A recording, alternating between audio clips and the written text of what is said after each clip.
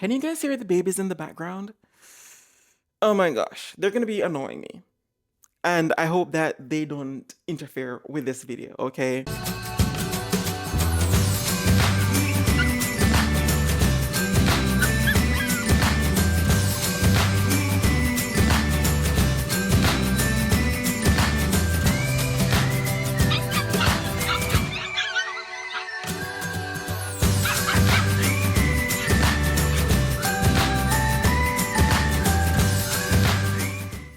Hey guys, welcome back to another video. Welcome back to the channel for those of you who are already subscribed. And for those of you who are new, hello, welcome. My name is Zion, and I am a dog breeder here in Dallas, Texas, where I primarily focus on the breeds Toy Poodle, Maltese, and Maltipoos. So my recent videos, they have been a bit laggy, and I think it has started ever since I upgraded to a new mic, right? And I'm gonna test out this video to see if it's actually the mic or I don't know, but ever since I started using this new mic, my editing has been on point, but my videos they're lagging a little bit. But anyways, let me know if this is an issue for you guys. Let me know if it interrupts the quality of the video for you so I can just work on it basically. But anyways, you saw the thumbnail, you saw the title of this video, and we are actually going to get into it. The main reason why I decided to make this video is because I saw this comment by Jean J. Trey. I'm not really sure if I'm pronouncing your name properly, but you have been a dedicated supporter of mine. So thank you for staying subscribed and actually commenting on my videos. So you actually posted, you hope that I do a video on the market and how to sell when you are new. And I think in this video, I'm basically going to tie it all together. And for those who are new or those who are actually veterans in just breeding dogs all around, to take something from this video and actually apply it to your program to be more successful, right? Because we're all on a learning journey together. But anyways, I wrote down some notes here, so I'll be referring to my phone a lot. The first thing that I usually tell people is dog breeding is an antiquated term. I hate the term. And it is such a very controversial term altogether that we need to change it. And for us who are in the profession to take back the narrative and to let people know that it's not it's not all what is cooped up to be. There's so many negativity around the whole profession altogether, and I get it. There are a lot of scammers for one. There are a lot of backdoor breeders or backyard breeders, so we call them for one, that are giving the profession a bad name, right? So I petition all the dog breeders out there to try and see if we can come up with a name. I thought of canine curators, and I'll explain further why I decided to change the whole narrative and change the whole terminology as it relates to dog breeding. I'm pretty sure you guys have heard me say this before, but yes, I want to call us canine curators. What do you guys think about that? But anyways, let us continue. So what I usually tell people is that dog breeding is 80% knowledge and 20% the actual work. There is a lot of work that is involved in it. Don't get me wrong. Don't get me wrong. There's a lot of practical aspects to it. But I think that 80% of it is theory and knowledge and acquiring such knowledge and educating the public. Such as what I'm doing right now on this platform to educate you, the viewer, on everything fur babies from puppy to adulthood. All right, so that's number one. Acquiring knowledge. People will pay you more because you know what you are talking about than to pay someone who just seems mediocre and they don't really know what they're talking about, right? Even if it's calling out people, because I do it all the time. Like I'm always saying that there's no such thing as a teacup poodle. I'm consistently correcting people. There's no such thing as a chocolate poodle as well. So people will pay you more because you know what you're talking about than to pay someone who is mediocre and they just don't know what they're talking about, right? What's the actual number one that I have on the list here is to choose the right breed. Is there a right breed? I'm gonna say yes and no. I would say yes because there is actual supply and demand as it concerns a certain breed. You guys know that right now everything doodles is in. A lot of people, well, doodles are very prominent now in the market, and a lot of people are very interested in doodles, whether it concerns to golden doodles, multi-poos, labradoodles, aussie doodles, so on and so forth. So choosing the right breed is plays a role. However, it should not be the main role, because underlying that is choosing a breed that is right for you. So that's the second half of it. My main interest actually started with Maltese, and that's primarily because my first dog was a Maltese, Zare, and the love that he has brought to me, I decided to just start breeding that breed. Can you guys hear the babies in the background? Oh my gosh, they're gonna be annoying me. And I hope that they don't interfere with this video, okay? Because I have 5 babies right now on the other side of this door that I showed you guys in the last video, but I don't know what's going on with them tonight. They're just very vocal tonight. You may start out with one breed, you may switch your program altogether, because you found a love for another breed, but choosing the breed that is actually right for you. A lot of people are breeding bulldogs, French bulldogs, but can you handle a dog that sheds a lot? Can you handle all that is concerned with taking care of a bulldog? Because there's so much that is involved with breeding bullies that you ought to be prepared mentally, and also physically, because those dogs weigh so much. You know what I mean? So choosing the right breed for you, maybe you already have a pet and you're like, you know what? This is it. I actually want to uh, reproduce this breed. You know what I mean? Or you actually want to better the breed, as a lot of uh, breeders would say. But yeah, so choose the right breed and don't allow supply and demand to dictate that. More so, allow the breed that actually feels right for you and your household to dictate that. And in the future, it may change, it may not. The second thing is focus on quality and not quantity. And I'll explain what I mean by that, because a lot of people may think that, oh, I need 20 dogs so that I could reach the six-figure income. When that's not really the case. Focusing on quality and not quantity means that you may have a restaurant, right, that is mediocre, and then you may have another restaurant which is high end that charges more, but they have the same menu. But they charge more because they have a very good stock, right?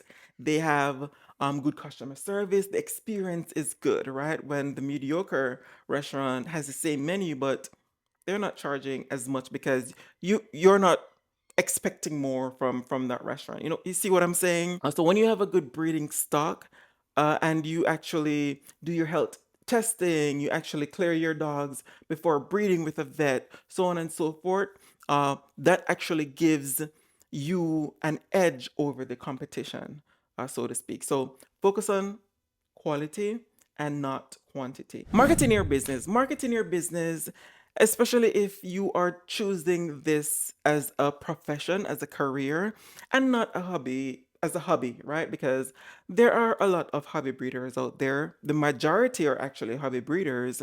But for those who consider it as a profession, as a career, it is very wise to create a brand experience around that business, around your program. So, just like any other business, right? Create a name that drives your business. Also, brand that name. So, create a website, right? Build out a whole website. Make sure that you use the same name across all social media platforms so that it's very easy for your customers or for those potential buyers who are interested, see that you're very cohesive all throughout your platform. So creating a brand around the whole program that you're planning on curating is very important, because it gives you an edge as well, and it makes you more reliable than someone who is just on Craigslist or who is just on Facebook and doesn't really have an Instagram or a TikTok or a YouTube channel or even a website, which is most important, right? So number 5, I put price your puppies appropriately.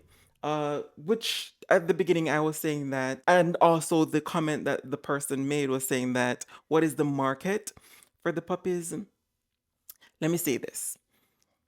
Come closer, right? When I just started out breeding dogs, when I just started this as a career, my very first litter, I was in fear that the litter would not sell. And because of that fear, it was like a what if question. Because of that fear, I was, I priced the litter very, very on the low end, very, very cheaply, right? Then I had a consultation with another breeder, and they were asking me, different questions and so forth. They were one of the questions was, "What do you think that you will price your litter for, or price the puppies for?" And when I told them the number, she was in shock. She was like, "Do not," and this is what I'm actually telling you guys as well, who are new, do not short yourself. Do not short yourself, right? And it's valid. It's a valid feeling, that fear of, what if they don't go? What if the puppies don't go? And especially when you're just starting out, you don't have the clientele, the customer, the mouth to mouth feedback, that loop. People don't know who you are, so on and so forth. It is valid, and I get it. I mean, every feeling is valid, actually. Every emotion is valid. So it's a valid feeling, especially for those who are new. And I say to that, it is okay if you want to price below the market value. That's fine, right? But do not allow that to be the defining moment for your program. Comply with regulations. This one is very important. And as a newbie, you may not always know the regulations that are required for your business, for your program, because you started it as a hobby maybe, and then you're transitioning into more so of a profession or a career like myself, and then you decided to go to the realm of, okay, let me register this business, or let me see what laws are in place for my state, or ordinances that are in place for my city. And you're like, okay, oh, I did not know this. Oh, okay, I'm actually selling puppies illegally. Or okay, I wasn't aware that I should vaccinate my puppies before letting them go, so on and so forth. So this one is very important because it's very critical to your program overall. It's quite understandable if you're a newbie starting out, but the sooner you do this, the better it will be for you in the long run. Most states or most cities actually dictates that you should have your puppies microchipped before letting them go. In Dallas, each and every dog should be microchipped. So I allow that for my buyers. Actually, it's mandatory for me to do that before letting go the puppies. They actually have to have their first two sets of vaccines before traveling or letting them go, so on and so forth. So these are things that are general for each and every breeder. However, there are some things that are you may not know. For instance, each household should have no more than 8 dogs, right? Unless you are doing it for a business, as a business. You know what I mean? Or 8 dogs, meaning 8 pets, so to speak. So, for instance, in Dallas, we actually have a pet limit per household. Who would have thought? You know what I mean? Or for a breeder, in Dallas, you can actually have over 12 breeding females. Anything over 12 breeding females, you'll actually need a license to breed. A lot of people think that, oh, you need a license to breed regardless. But that's not the case. It's good to have one. If your state dictates that if you're breeding animals or livestock to have one, then go ahead and do your due diligence to getting or obtaining one.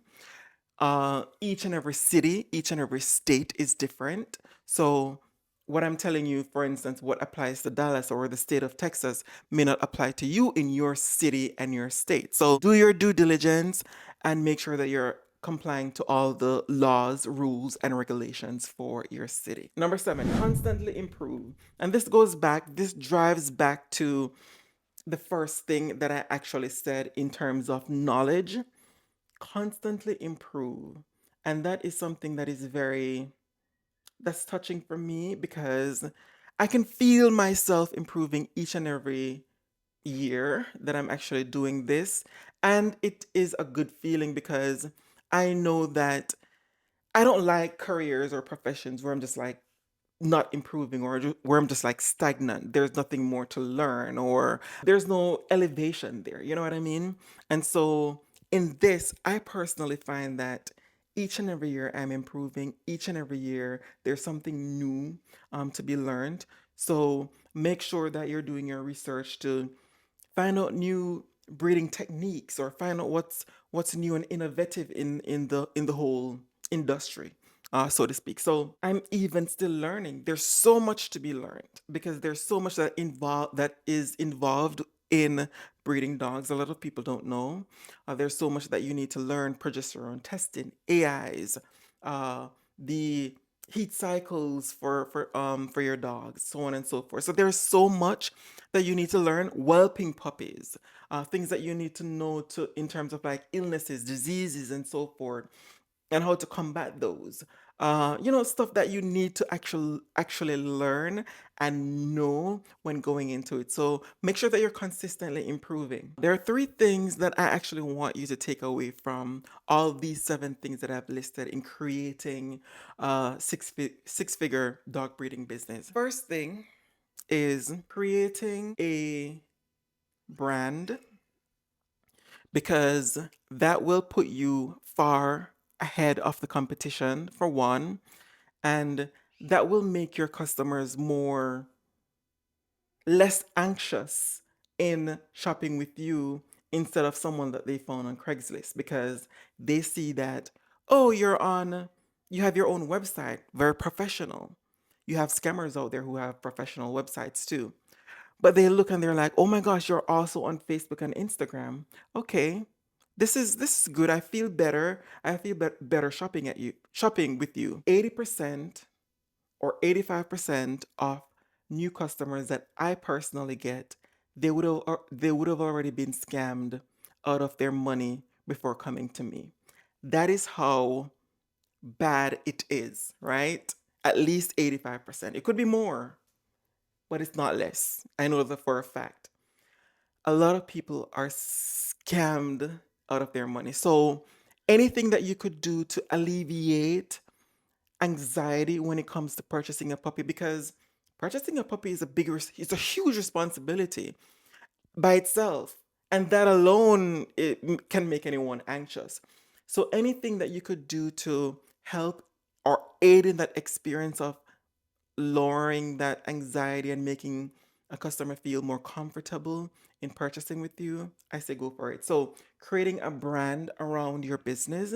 The second thing is creating an experience with your customers. And by experience, I say having a very strong why as to why you're breeding dogs, what's the why behind your breeding program. For me, I often say that it just all ties back to my story with Zaire, the amount of anxiety and depression that he alleviated from me. I wanted to share that with everybody. And so that is my why. A lot of breeders, they would say that they want to better a breed, which is a perfectly fine why as well.